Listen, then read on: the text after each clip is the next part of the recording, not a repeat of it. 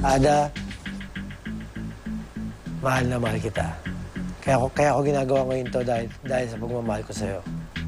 Kaya ako umaamin sa harap ng lahat ng maraming tao. Sa buong mundo. Opo, sa buong mundo, umaamin ako dahil sobrang mahal kita.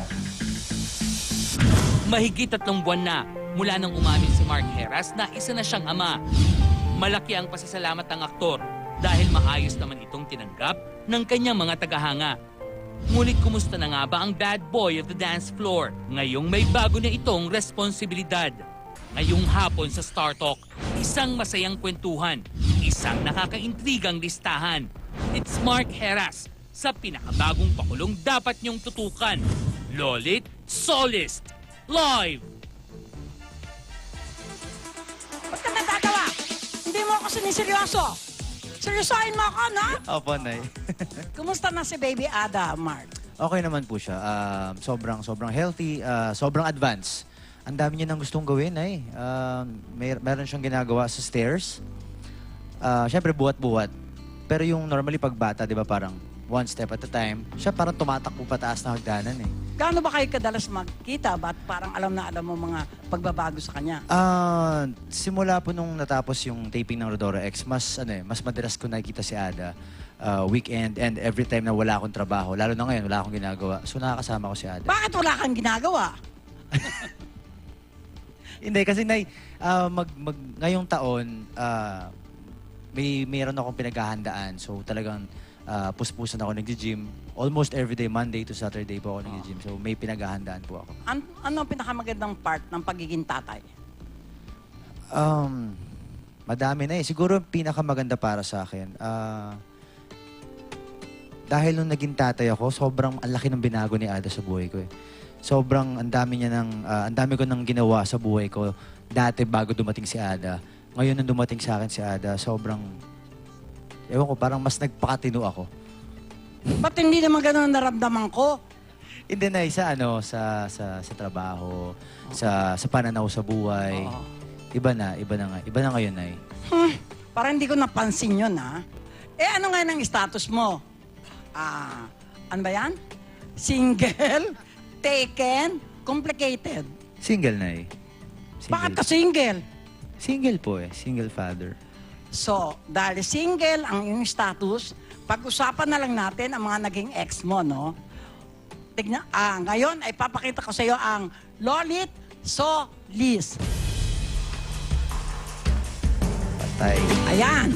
Ang mga pangalan, Jeneline Mercado, Pauline Luna. Naging jowa mo ba si Pauline?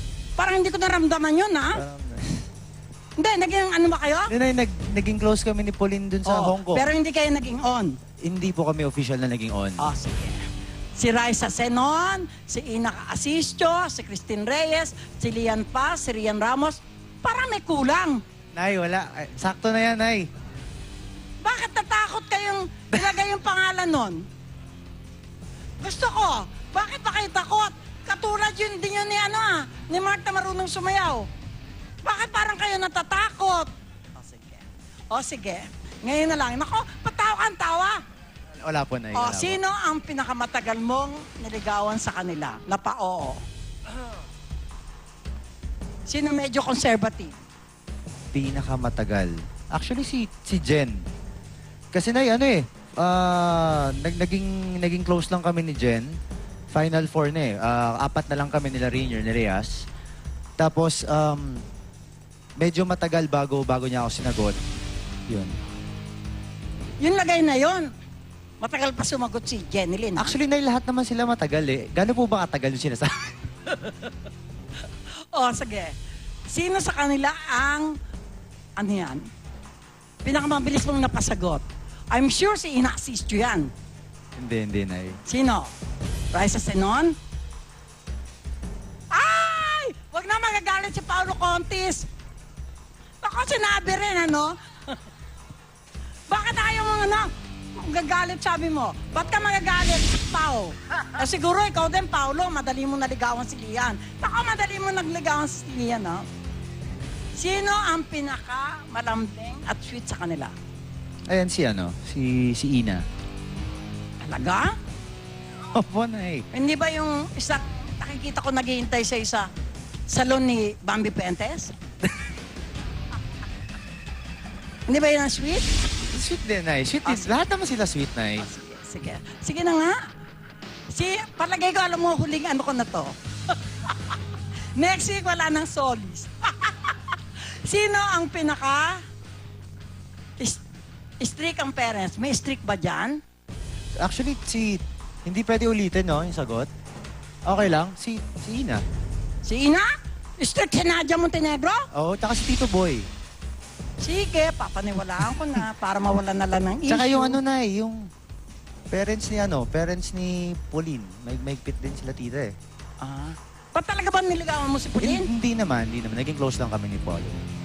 Eh, ba't magiging strict sa'yo si Hindi, Mami Chat? yung 'di ba, lalo na yung AirPods, pag nakita mo, pag hindi mo kilala, kala mo matapang yung mukha, ganyan, suplado, pero Mabait pala. apa. Nung nalaman hindi ka nanliligaw, mabait na sa'yo. Ayan. Sino ang pinakamaalaga? Tsaka, sasabihin mo na naman si Ina.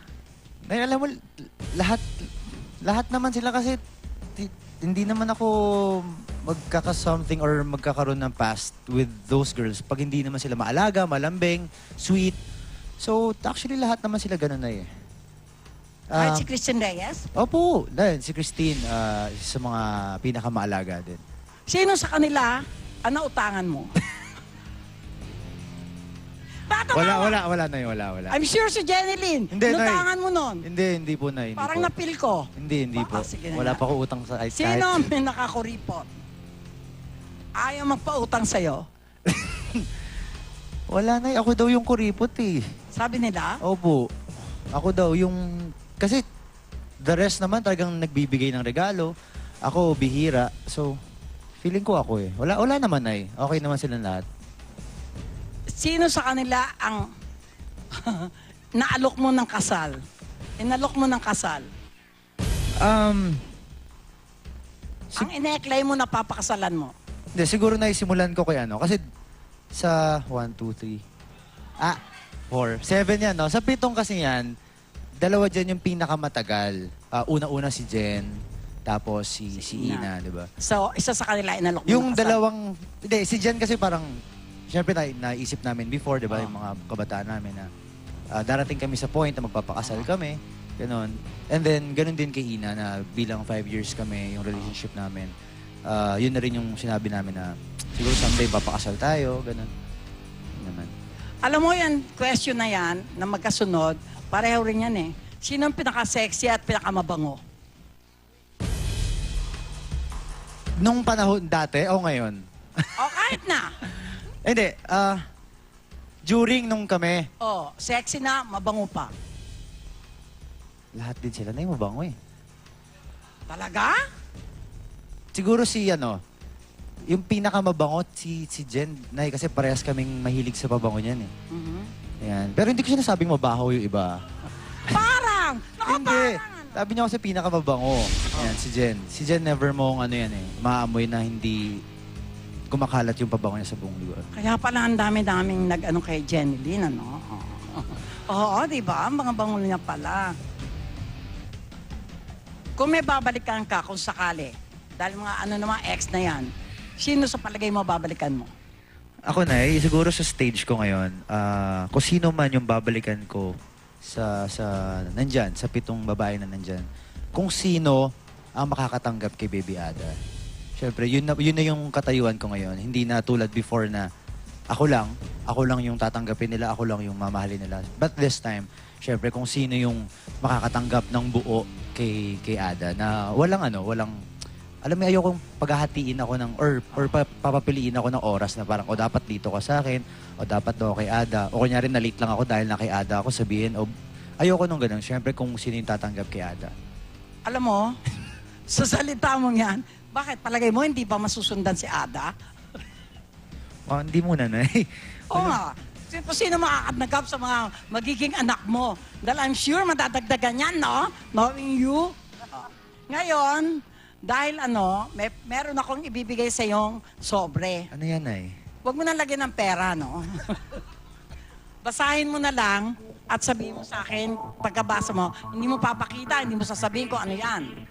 Ay! Pamuntik makita, oh. Ngayon, kung sakaling may babaguhin yung taong yan at ayaw niya sa ugali niya at gusto niyang baguhin, ano sa palagay mo yun?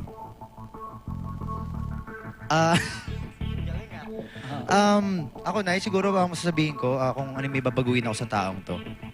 So far, wala. Wala? Wala na eh. Kasi lahat ng pinagdaanan ng taong to, mula simula, lahat ng struggles niya, lahat ng naging problema niya, lahat ng negative na ibinato sa kanya ng tao, ng media, lahat. Ito lang din yung naging katulong niya para maging Mas mabuti siyang tao. yes, Nay. Kumbaga, ito yung mga realization niya na parang nagawa ko to, so kailangan hindi ko na siya ulitin ngayon. Diba? Kung hindi nagawa ng taong to yung mga pagkakamali niya before, siguro hindi siya better person today. Yan. Ay, nako. Nay, Parang ayoko maniwala. pero unahan na kita. Ano? Papasalamat lang po ako sa Bizarre? Flawless, Bizarre, Dr. Vicky Bello, American Boulevard, Vans, Shrooms Gym, at syempre po, Amazing Playground. Maraming salamat. Basahin mo to. SNL, Slim and Light, supplements. Oo. Asian Massage. Wow! Maraming salamat kay Dr. Vicky Bello, kay Ruby Tuyuto, at kay Joey Santos ng House of Pabaji. Happy birthday ulit kay Bani Patillas ng IB, Body Wash at Metatay. Happy Father's Day, Mark. Happy Father's Day.